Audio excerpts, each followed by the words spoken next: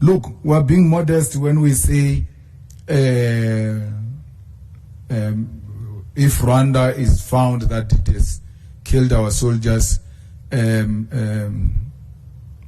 must be held responsible. It was Rwanda. It was Kigali, it was Kagame who killed our soldiers. The support he gave to M23, and that M23 acting in a disrespectful manner they did to the South African soldiers, they knew they've got a backing of Rwanda. But now, why do you want to treat Rwanda like it's a friend, like it's progressive? Rwanda was prepared to take immigrants from London at the exchange of money. They are the ones who are working with imperialist forces to want to undermine DRC. We're not saying the government of DRC is perfect, but it cannot be undermined the way the guy is doing.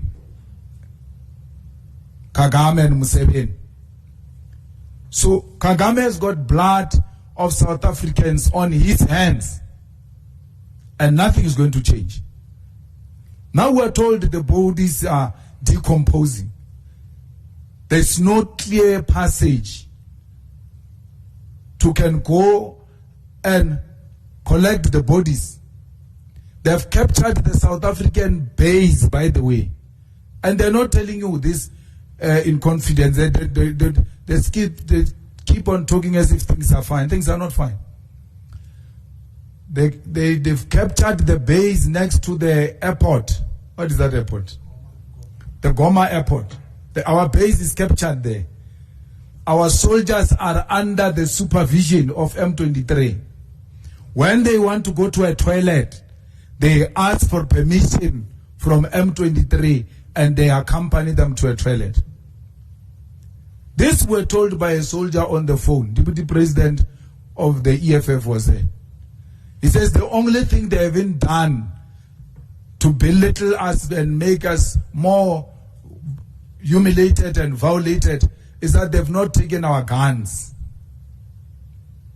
That's the only thing. But even if they carry those guns, what can they do? You're going to shoot and run away.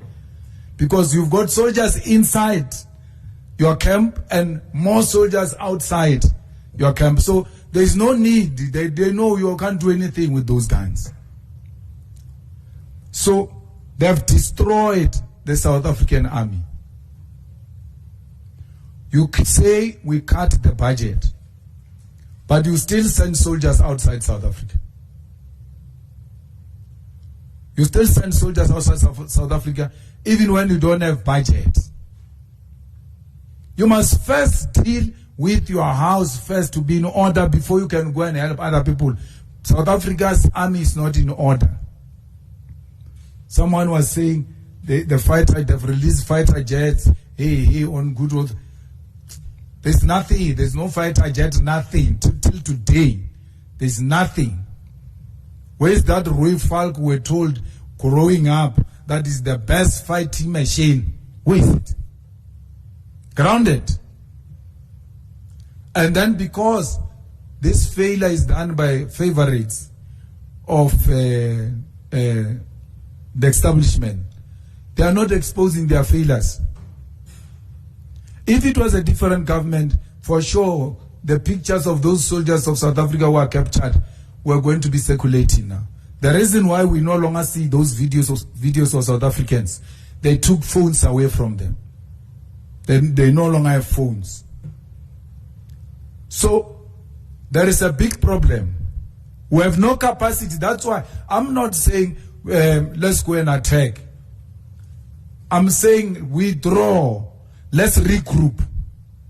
Let's regroup and retrain. And if Rwanda has got anything to do with this, let's go for them. Because we're not going to have Rwanda dictating to us. And Kagame speaking to Cyril the way he was doing. We know Cyril is weak, but he remains the president of our country. The way he was addressing Cyril, he was addressing us. He can't address us like that. He can't kill our people and not be challenged on that. And SADC agrees that the Rwandan army had something to do with what is happening there. Who is the commander-in-chief of the Rwandan armed forces? Is Kagame. We are not saying DRC is in a good hands and therefore it's just being provoked by how DRC has dealt with issues in Eastern DRC is something that needs to be resolved if we're to have a permanent resolution into that crisis. But to undermine colonial borders because you think you've got a backing of France and all imperialist forces to an extent of challenging the biggest army, South Africa, they've undermined us to the extreme. And South Africa, at some point, it might not be today because we are not in a rightful position to do so. Let the soldiers come back. Let our brothers and sisters come back. Let's give them a dignified funeral. Furthermore, should it be established that Rwanda deliberately targeted South African forces, then President Cyril Ramaphosa must act decisively. South Africa cannot continue diplomatic and trade relations with a nation that undermines its sovereignty and endangers its citizens. If Rwanda is found to be directly responsible for the attacks on South African troops, then all trade agreements and engagements with the country must be revoked without any hesitation.